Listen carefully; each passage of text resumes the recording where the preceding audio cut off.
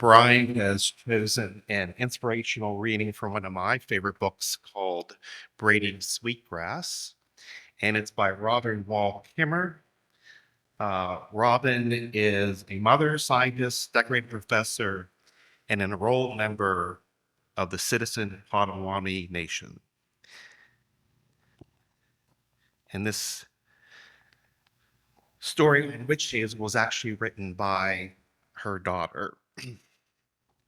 Listen for what the spirit has to say to you in this story. November is not a time for flowers. The day is short and cold. Heavy clouds drag at my mood, and sleep, like a muttered curse, propels me indoors. I'm reluctant to venture out again. So when the sun breaks, for all that rare yellow day, maybe the last before the snow falls, I have to go out. Because the woods are quiet this time of year, without leaves or birds, the buzz of the bee seems inordinately loud.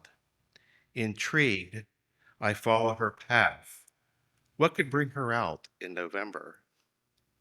She makes directly for bare branches. When I look more closely, are strewn with yellow flowers, witch hazel.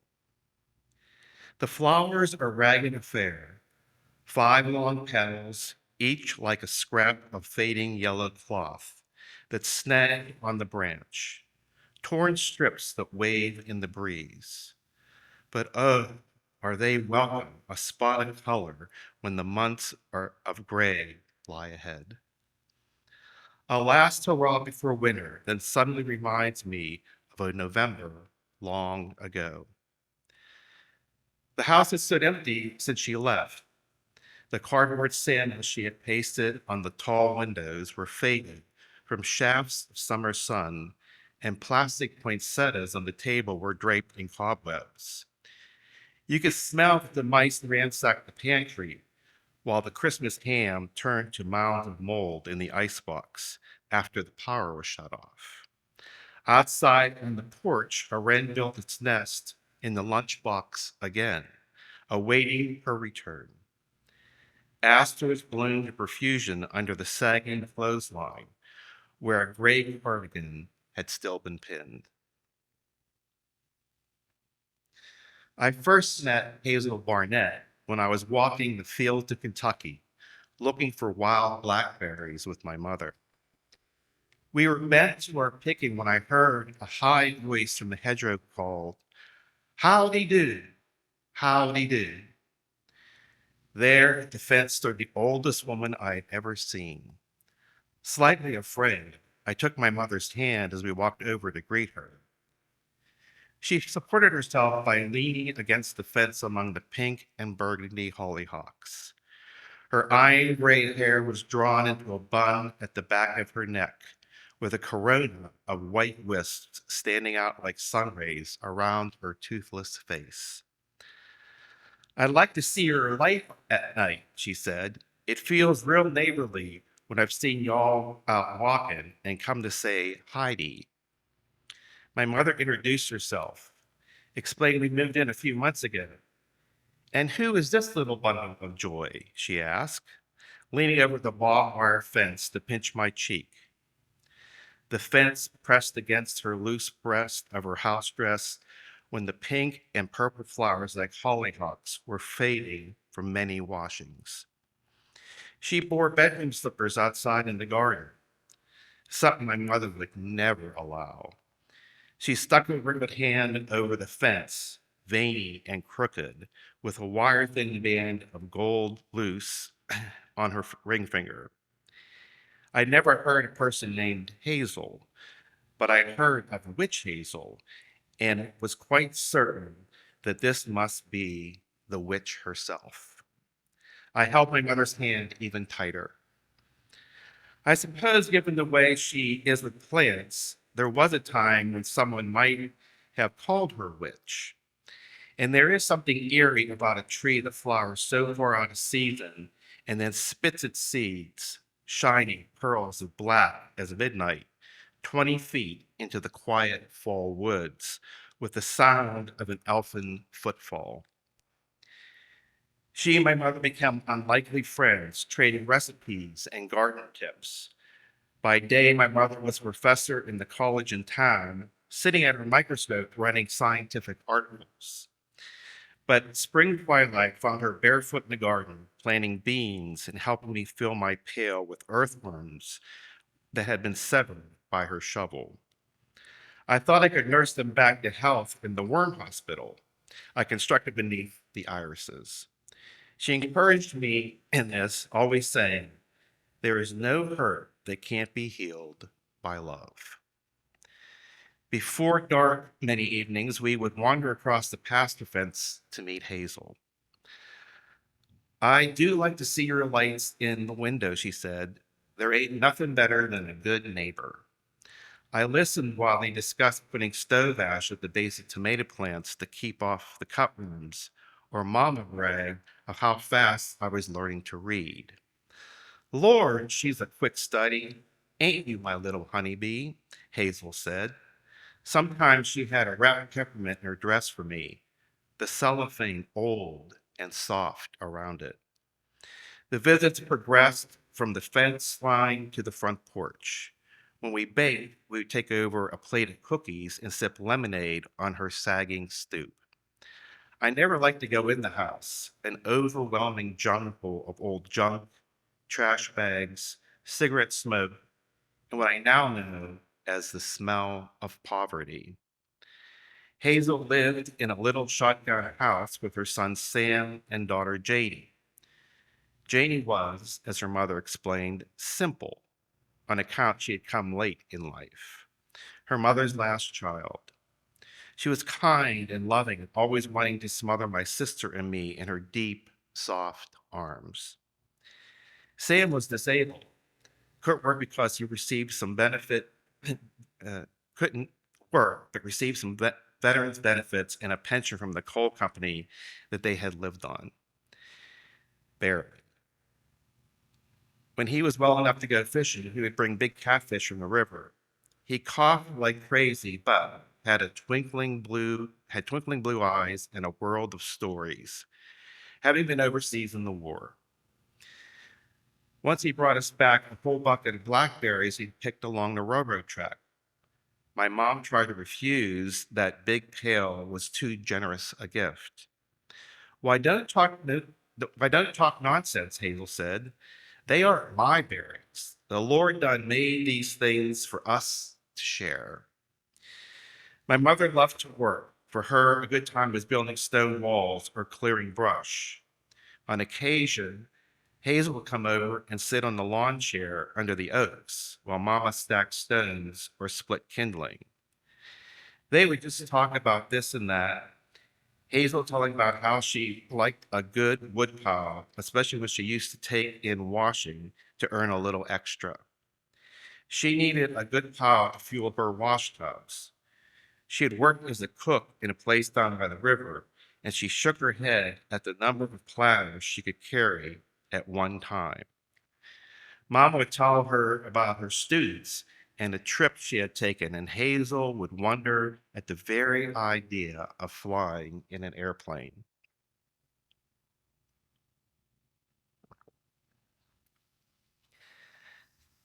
As Hazel would tell about the time she was called out to deliver a baby in a snowstorm, or how people would come to her door for healing herbs. She said how some other lady professor had once come with a tape recorder to talk to her and was going to put her in a book on account of all the old ways she knew.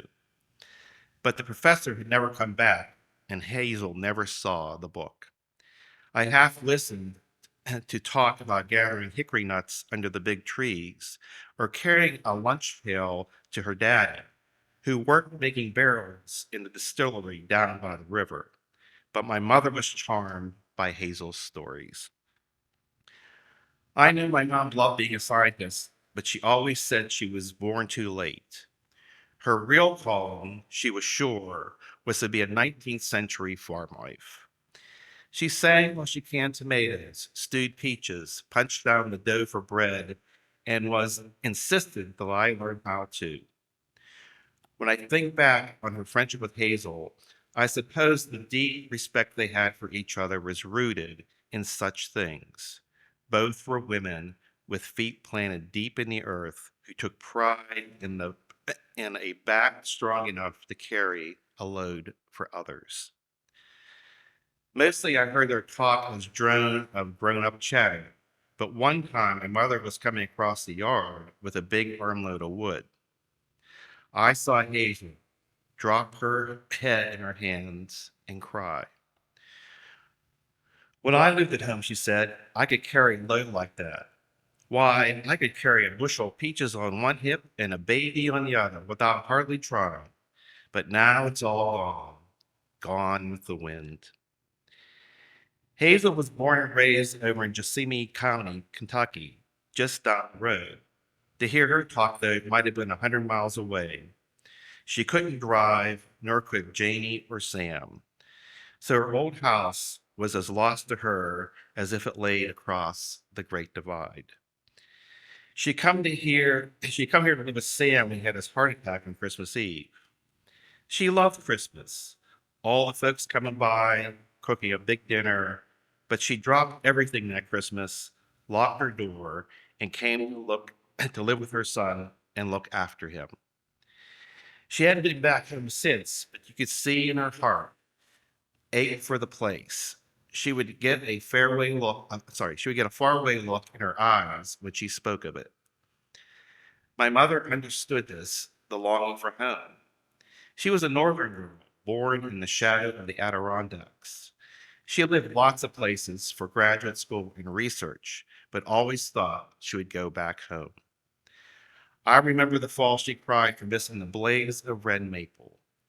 She was transplanted to Kentucky by dint of a good job and my father's career, but I know she missed her own folks and the woods home.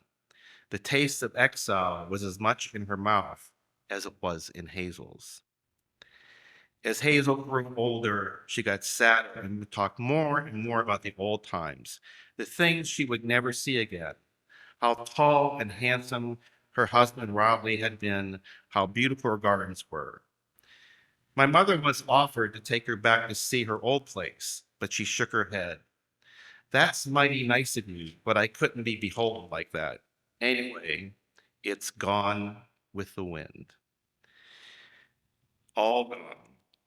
But one fall afternoon, when the light was long and gold, she phoned up. Now, honey, I know your hands and hearts are full, but if there is any way you could see fit to drive me back to the old place, I'd be right thankful. I need to see the roof before the snow flies. My mother and I picked up and drove to Nicholsonville Road toward the river. It's a 4-lane road now with a big span across the Kentucky River, so high you could hardly know it's flowing muddy below you. At the old distillery, boarded up and empty now, we left the highway and drove down a little dirt road that angles back from the river. Hazel began to cry in the back seat the minute we made the turn. Oh, my dear old road, she cried, and I patted her hand. I knew what to do, for I had seen my mother cry just like this when she took me past the house where she had grown up. Hazel directed Mama past the ramshackle little houses, a few stove-in trailers, and remains of barns. We stopped before the grassy swell under the thick grove of black locust trees. Here it is, she said, my home, sweet home. She talked like that, like it was right out of a book. Before us was an old schoolhouse with long chapel windows set around and 2 doors in the front, one for the boys and one for the girls. It was a silvery gray with just a few swipes of whitewash blurred across the clapboard. Hazel was eager to get out, and I had to hurry to get her walker to her before she stumbled in the tall grass. Pointing all the way at the spring house, the old chicken coop, she led Mama and me to the side door and up onto the porch. She fumbled in her big purse for keys, but her hands were shaking so badly, she asked me if I would unlock the door. I opened the tattered old screen door, and the key slid in easy into the paddock. I held the door back for her, and she clumped inside and stopped. Just stopped and looked. It was quiet as a church. The air was cold inside and flowed out past me in the warm November afternoon. I started to go in, but my mama's hands on my arm stopped me. Just let her be. The room before us was like a picture book about olden days. A big old wood stove sat along the back wall, cast iron frying pans hung alongside. Dish towels were neatly hung on dials over the dry sink, and once white curtains framed the view of the grove outside. The ceilings were high as benefits the old schoolhouse and festooned with garlands of tinsel, blue and silver, flickering in the breeze from the open door. Christmas cards outlined the door frames, fixed with yellowing tape. The whole kitchen was decked out for Christmas. An oilcloth of a holiday print covered the tablecloth, and plastic poinsettias swathed with cobwebs sat in jam jars as a centerpiece. The table was set for 6 places, and there was still food on the plates. The chairs were pushed back just as they were when dinner had been interrupted by the call from the hospital. What a sight, she said. Let's put this all to rights. Suddenly, Hazel became businesslike as if she had just walked into her house after supper and found it below her housewifely standards. She set her walker aside and began gathering up dishes from the long kitchen table and carrying them over to the sink. My mother tried to slow her down by asking for a tour of the place and saying we could get to tying up another time. Hazel took us into the parlor, where the skeletons of a Christmas tree stood with a pile of needles on the floor below. The ornaments hung like orphans on the branches. There was a little red drum and a silver plastic birds with paint worn off and studs where their tails should be. It had been a cozy room. There were rocking chairs and a couch, a little spindle-legged table, and gas lamps. An old oak sideboard held a china pitcher and basin painted with roses. A hand-embroidered scarf, crisscross stitched in pink and blue, ran the length of the sideboard. My goodness, she said, wiping the corner of her house dress over the thick layer of dust. I've got to get after my dusting in here. While she and Mama looked at the pretty dishes on the sideboard, I wandered off to explore. I pushed one door open and I pushed one door open to a big unmade heap of blankets thrown back. Beside it was looked like a potty chair, only grown-up size. It didn't smell very good in there, and I quickly retreated, not wanting to be caught snooping around. Another door gave way to a bedroom with beautiful patchwork quilt, more tinsel garlands draped over the mirror above the dresser, with a hurricane lamp set, all caked in soot. Hazel leaned on my mother's arm as we circled around a clearing outside, pointing out trees she had planted and flower beds long overgrown. At the back of the house, under the oaks, was a clump of bare gray branches erupting with the froth of stringy yellow blossoms. Why, looking here, it's my old medicine come to greet me, she said, and reached out to take the branch as she was going to shake its hand. I made many a batch of this old witch hazel, and folks would come to me for it, special. I cooked up the bark in the fall and had it all winter to rub on aches and pains, burns and rashes. Everybody wanted it. These ain't hardly no hurt the woods don't have medicine for. The witch hazel, she said, is not just good for you on the outside, but inside too. Land sakes, flowers in November. The good Lord gave us witch hazel to remind us that there's always something good when it seems like there ain't. It just lightens your heavy heart, is what it does. After the first visit, Hazel often After the first visit, Hazel would often call on Sunday afternoon and ask, "Would you all like to go for a ride?" My mother thought it was important that we girls go along. It was like her insistence that we learn to bake bread and plant beans. Things that, did, things that didn't seem important then, but now I know differently. We got back. We got back to hickory nuts from be, We got to pick hickory nuts from behind the old house, wrinkle our noses at the tilting outhouse, and root around the barn for treasures while Mama and Hazel sat on the porch and talked. Hung on the night Hung on a nail right beside her door was an old black metal lunchbox, open and lined with what looked like shelf paper. There were remnants of birds' nests within. Hazel had brought along a small plastic bag full of cracker crumbs, which she scattered on the porch rail. This little Jenny Wren has made her at home here every year since Raleigh passed on. This here is his lunch pail. Now she counts on me for the house and home, and I can't let her down. A lot of people must have counted on Hazel when she was young and strong. She took us driving down the road, and we stopped at nearly every house but one. "Them are no count folks," she said, and looked away. The others seemed overjoyed to see Hazel again. My sister and I would follow the chickens around or pet the hound dogs, while Mama and Hazel would visit the neighbors. The folks were very different from the ones we met at school at parties at the college. One lady reached out and tapped my teeth. "Those are mighty pretty teeth you got," she said. I never thought the teeth were worthy of a compliment, but then again, I hadn't met people before who had so few. I most remember their kindness, though.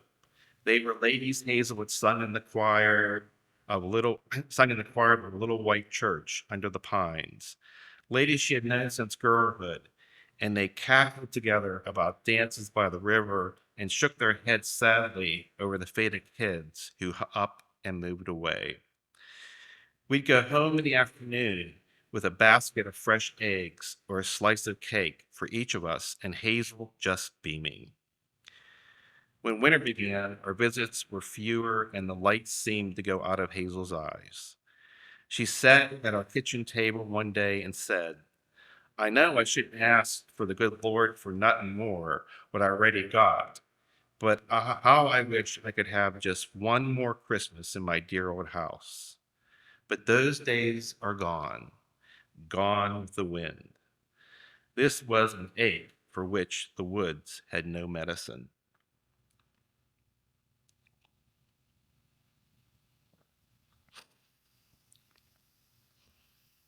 We were going north to my grandma and grandpa's for Christmas that year, and we were not going north to my grandma and grandpa's for Christmas that year, and my mother was taking it hard. It was still weeks until Christmas, but already she was baking up a flurry while we girls strung popcorn and cranberries for the tree.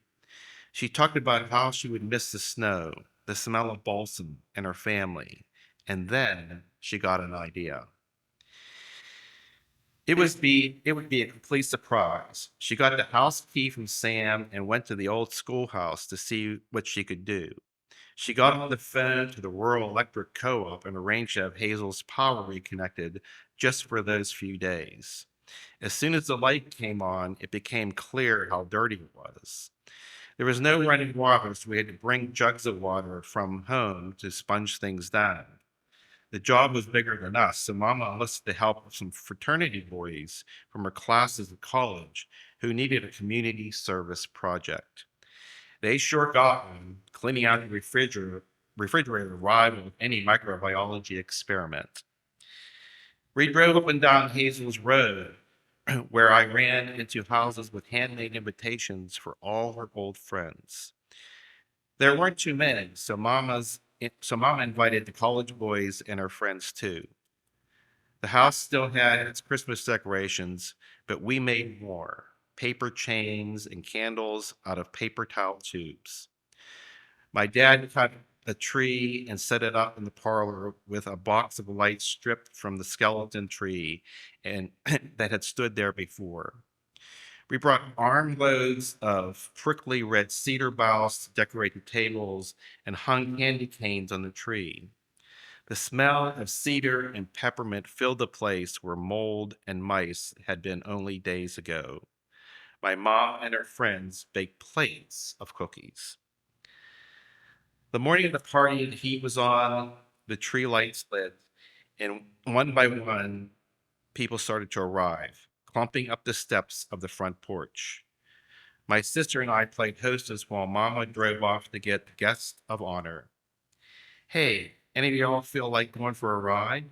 Mama said, and bundled Hazel into her warm coat. Why, where are we going? Hazel asked. Her face gleamed like a candle when she stepped into her home sweet home, filled with light and friends.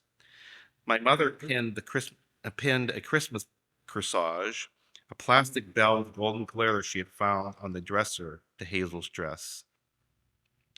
Hazel moved through her house like a queen that day.